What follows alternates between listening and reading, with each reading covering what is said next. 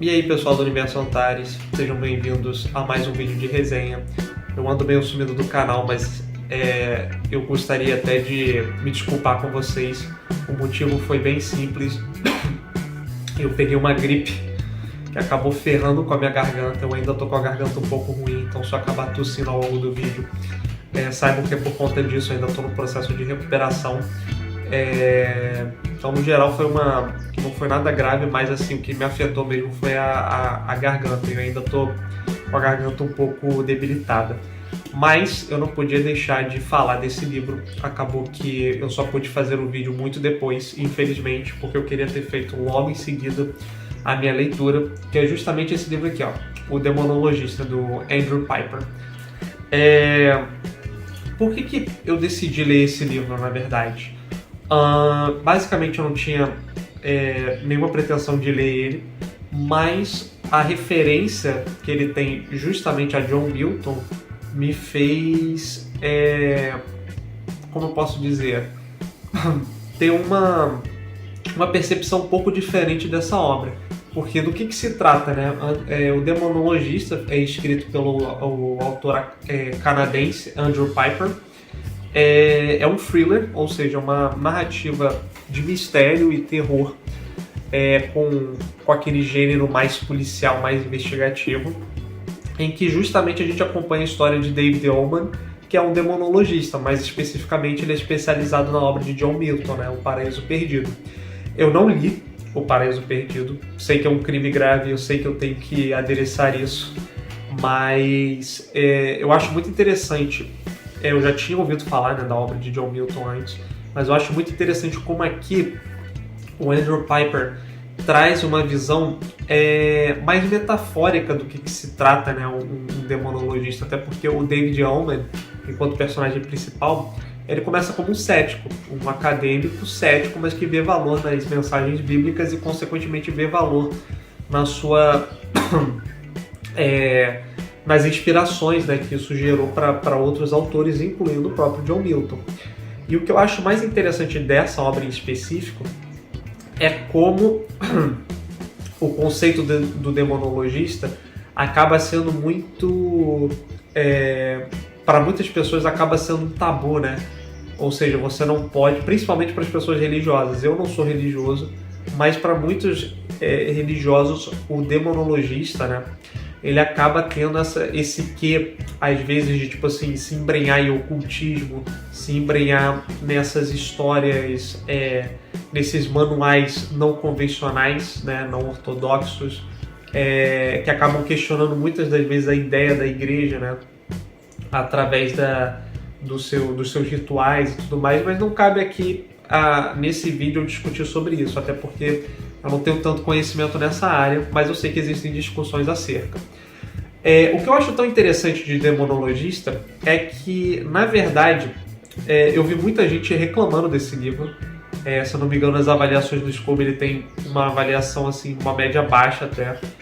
Muitas pessoas, inclusive amigos próximos, odiaram esse livro aqui. Então, quando eu comecei a minha leitura, a minha expectativa era bem baixa, assim. Só que me surpreendeu a qualidade dessa obra, não no que diz respeito ao terror, por incrível que pareça. Eu acho que se você quer ler o Demonologista e pensa basicamente em desfrutar de uma história de terror, você vai ter uma história bem clichê no geral, sabe?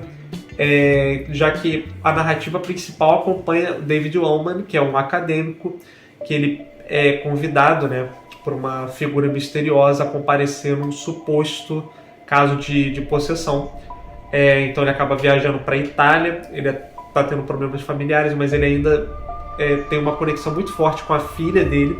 Então ele está tendo problemas com a esposa, mas a filha e essa relação que eles têm, né, essa conexão forte, mantém eles na relação. E aí eles decidem viajar para a Itália, né, não só a trabalho, mas para curtir a viagem.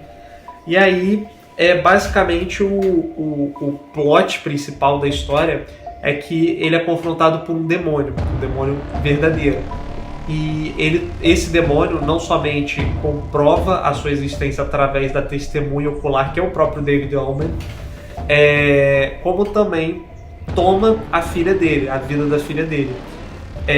E a partir de então, a partir desse momento, a história se torna uma jornada, né, basicamente uma epopeia intimista na busca por identificar esse demônio antes que seja tarde demais, e na busca também por tentar salvar a alma da filha do David Owen, né?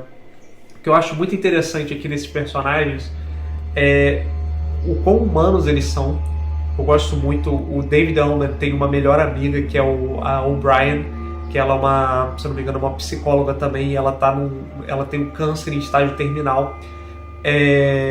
Eu gosto muito da relação entre eles. Eu gosto muito da relação entre o David e o quão passivo ele é com os problemas ao redor dele, até certo ponto. Porque eu vejo muitos personagens que às vezes não deveriam ter muita agência na história, né? Apesar da agência ser algo positivo, muita agência para o personagem, ou seja, muitas das coisas que ele tem de fato controle, que ele quer lutar contra, seja pelos seus dogmas, pelos seus ideais, pelas suas crenças, às vezes essa luta acaba sendo cansativa para nós, porque afasta, à medida que de certa forma é interessante, afasta um pouco desse quê da realidade, e acaba, digamos assim, romantizando às vezes ideias um tanto quanto espalhafatosas, sabe? Principalmente quando se trata de histórias de sobrenatural. O que eu gosto aqui nesse livro é que ele é muito mais uma jornada intimista de um pai, né, lidando com o luto e lidando com os traumas de infância que ele tem. Lógico que eu não vou dar spoiler aqui, mas eu gosto muito da maneira como ele é narrado, apesar de eu ter uma forte discordância aqui. Essa edição da Dark Side ela é muito bem traduzida, por sinal, tá? Deixa eu ver aqui quem traduziu para poder comentar aqui no vídeo. Traduzido por Cláudia Guimarães. Então, se eu não me engano, a primeira edição ela foi publicada em 2013 e essa edição da Dark Side foi publicada em 2015. Então faz parte meio de uma trilogia. Ela não é necessariamente conectada. Mas assim, o que eu não gostei dessa história, no ponto de vista técnico, é a escolha do narrador em primeira pessoa. Eu pretendo fazer um vídeo muito no futuro que tem, assim, o narrador em primeira pessoa, ele é uma forma muito rápida de você criar uma conexão com o leitor. Porém, se ela não é bem definida ou se ela não é bem construída, ela pode gerar um senso de desconexão e de desentendimento com o leitor muito facilmente. Então, por exemplo, quando a gente tem o narrador enquanto personagem, ou seja, eu estou contando para você a minha história, ou para qualquer que seja, sabe, para qualquer pessoa que seja, é necessário que haja uma coerência entre o que eu faço, né, enquanto personagem, e a maneira com a qual eu comunico as coisas que eu faço para quem está lendo a narrativa. Então, isso acaba gerando algumas incoerências no que diz respeito à prosa. Isso incomoda, porque às vezes a prosa ela é rápida, mas ela não deveria ser rápida. Às vezes ela é muito truncada. O autor, ele dá aquela coisa de tipo assim, tudo que está sendo descrito tem uma conexão com o personagem, mas por conta do narrador em primeira pessoa, é tão intimista, apesar disso ser uma coisa boa, mas é tão intimista que isso acaba desacelerando um pouco a narrativa. Um exemplo, às vezes o David tá lá, tipo, acaba viajando por vários estados, e aí é basicamente ele descrevendo, tipo assim, como ele, sei lá, tá comendo num restaurante tal, e aí surge uma memória, sabe? Isso acaba contribuindo com a história. Mas isso vai se repetindo, então às vezes, sei lá, ele tá abrindo, tá vendo um comercial numa televisão, ou então ele tá simplesmente perambulando por aí.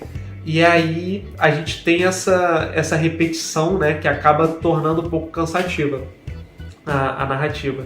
No que diz respeito aos outros fatores, eu gosto da construção do sobrenatural aqui, eu gosto da relação entre os personagens, dessa coisa de conspiração, mas uma conspiração mais sutil, né? Uma conspiração mais realista, apesar de que existem alguns momentos ali que eu acho que soam um pouco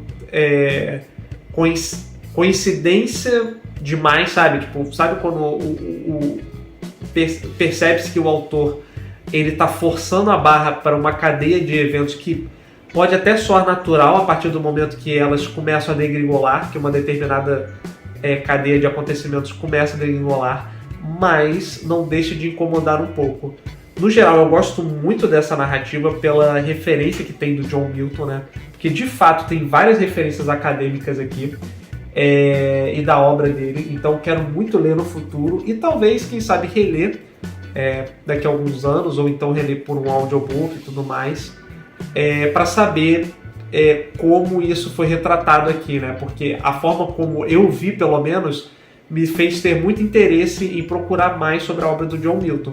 E se vocês já leram a obra do John Milton, digam aí nos comentários se vocês recomendam, se é de fato uma obra boa, se tem traduções que vocês recomendam também, porque eu vou com certeza dar uma olhada depois, dar uma conferida. Mas eu acho que o Demonologista, ele o melhor dele não está no terror. Eu acho que isso vai ajudar muito se você estiver procurando uma leitura mais intimista, mas que ao mesmo tempo tem o terror como pano de fundo. Eu acho que o terror dele não dá medo, mas eu acho que a partir do ponto em que você encara esse terror como uma forma do personagem refletir sobre os acontecimentos, né? É uma obra que trata muito sobre luto, sobre depressão, sobre falta de agência, né, no cotidiano.